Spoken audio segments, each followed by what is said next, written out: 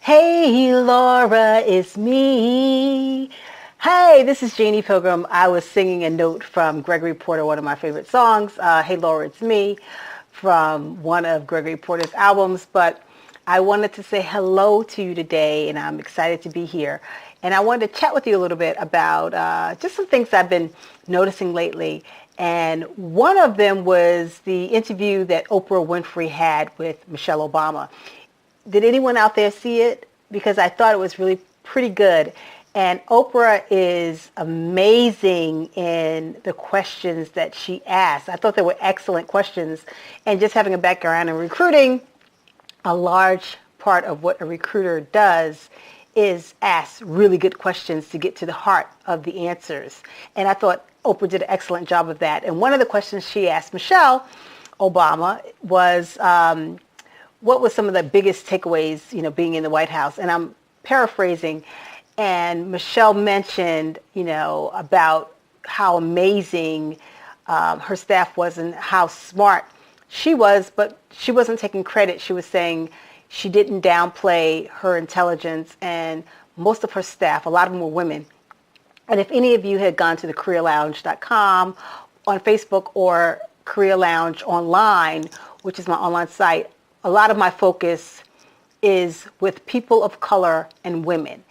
And I thought that that was huge because a lot of times in corporate America, you are told to bring your best, but sometimes you feel like your best isn't always appreciated, so you don't always present your best in a strong, authoritative way. And I don't mean go in there like a bull in a china shop and say, do it my way, because that's not going to work regardless of background or experience. What I'm saying is being able to share your thoughts and ideas and your contributions in a way that exudes confidence and that you know that they're good ideas. So I thought that was really excellent. And the takeaway for that was she mentioned about living out loud. And that, I think, should be a theme for us for 2017, living out loud. I have a friend, her name is Robin Sinclair, and she always used to say, live out loud and on purpose. And sometimes you hear a message and you hear it, it's here, you hear it in your ears and you get it cognitively, right? You get it in your mind, but you don't necessarily get it through your spirit. And I think, this time I heard the message, I really got it in my spirit. I got it in that my intention is to move throughout 2017 intentional, out loud, and on purpose. That's part of the reason I wore these earrings today. Can you see them? And I don't mean that living out loud and on purpose means that you have to wear some really loud earrings the way I'm wearing today. But I was feeling that way. So I felt that if I was going to live out loud on purpose, my earrings should sort of speak for themselves, and they do. But back to what I was saying, living out loud and on purpose, that really resonates for me as a woman and a person of color. And I think as we move forward in 2017, and now that we are going to have a new president in office, I think that's going to be more powerful now than it has been in a long time. And let me tell you why. We have a lot of people are really excited about Trump, and they feel that, finally they get to have America back and America gets to be great again.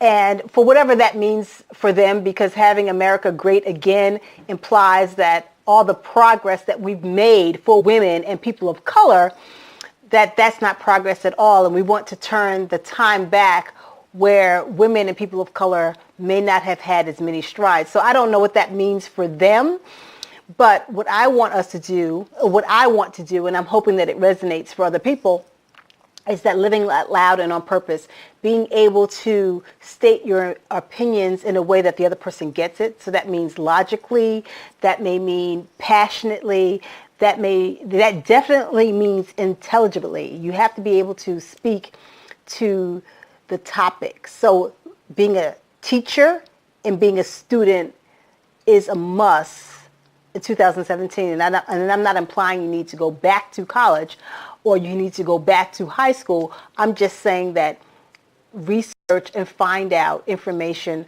on legislation, find out information on your job, find out information so that you are empowered to speak in a way that people know that you get it and that you can move forward and make a contribution to whatever you're doing. And I think it's important for us to get together collectively for a common good. There seems to have been a lot of self-interest, and it's great that people are moving in the path of their passions. But I also think that it's very important for us to work together as a group. For example, if there are women and people of color on the job, I think it's important for us to lift each other up and support each other. And I also think it's really important for us to do really good work so that the person feels empowered to support you. That's really, really important. No one wants to support someone who's not doing their best work because it doesn't look good for the person who's not doing their best work. And it definitely doesn't fare well for a person who's going to support someone who's not doing their best work. So always put your best foot forward. I say that over and over again. I'm saying again, so that you can represent yourself, but then you can have supporters. And for those people who have traditionally not been supporters for whatever reason, I think it's important to be a supporter. And support looks different for different people. It could be sharing information with someone so that they're put in the best position to win. That's support. Support would be sharing in a way that moves someone forward. I think it's also important if you know someone is really good at what they do and people are within the organization is looking for someone who can do a particular job, and you happen to know, for example, let's say you happen to know Jannie's really good at something. Why don't you say, hey, I know that Jannie's really good at something, or Johanna is very good at something, so why don't you raise others up? That also, if you're in a church, same is true. It's really important. There's a book about, jazz musicians and how they have solos, but how they work so much better when they're playing together. And I think life should be and can be a beautiful ensemble if we help each other. And I think it's more important than ever for us to do that. And it's interesting because Oprah often quotes Maya.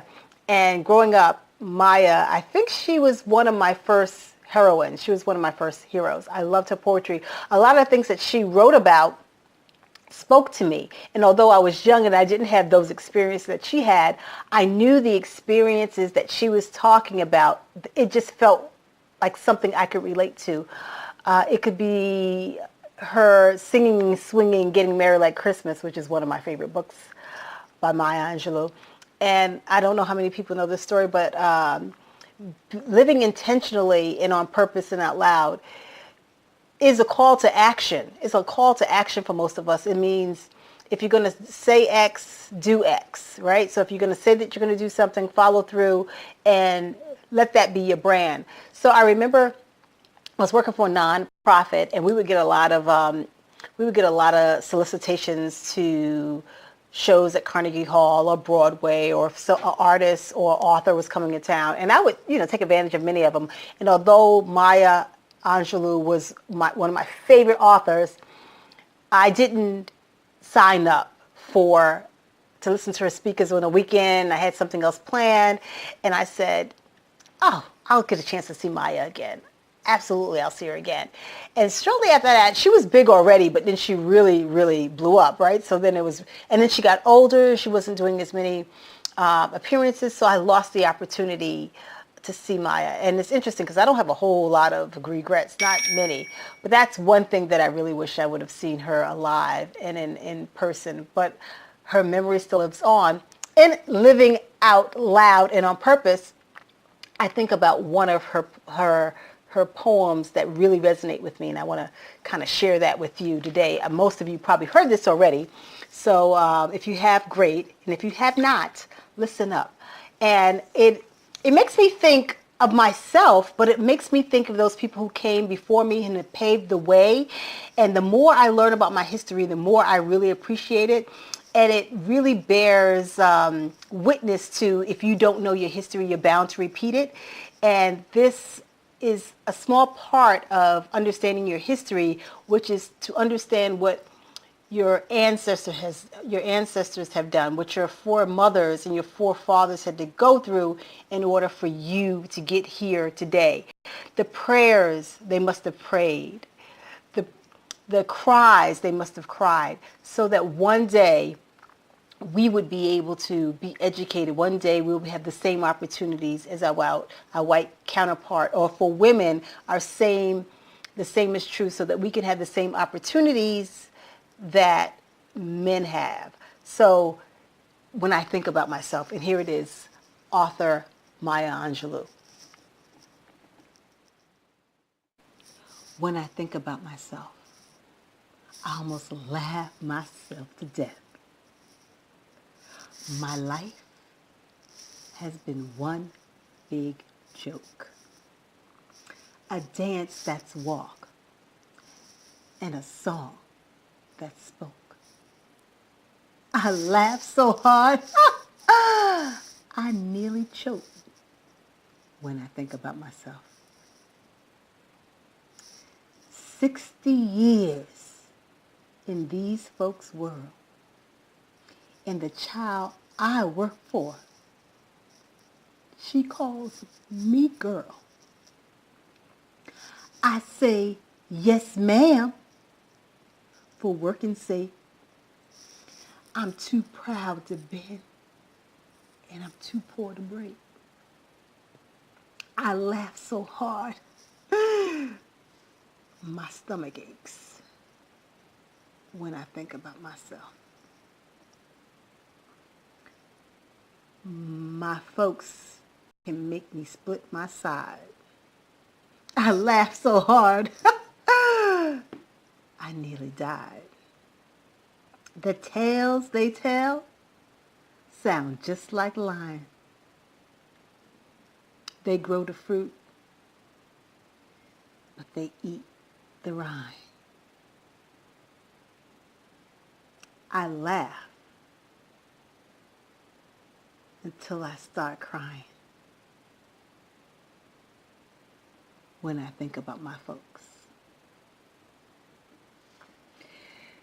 That poem, speaks to so many things. It speaks about a time period that's not that different from today. It speaks about oppression. But I also think after reading that, it keeps me humble and allows me to have hope, because we've come so far, and yet we moved forward in 2017. I want to say congratulations for making it through 2016 flying colors. I know for some there's been some struggles, and there's been some triumph, and there's been hope. And for 2017, it's really important for you to stand up for what you believe in with respect and dignity for yourself as well as other people. But more importantly, it's important to connect with other people for a common good, for a common goal, because together much can be achieved. Separately, individual success is much harder. And the truth be told, one man nor woman success is more elusive when you have to try to figure it out by yourself. So I'm Jannie Pilgrim. I'm hoping that this video inspires you to think about how you want to live out loud and on purpose for 2017, and join me in the crusade of achieving that, aloud and on purpose, with respect, dignity, and intention. And for that intention, I like to encourage you to write down the things that you would like to do. Collectively as a group, think of other people, and think about also what you want to do individually. And then begin to seek opportunity so that can be lived out. Live out loud and on purpose for 2017. I'm Jannie Pilgrim, and I'm out.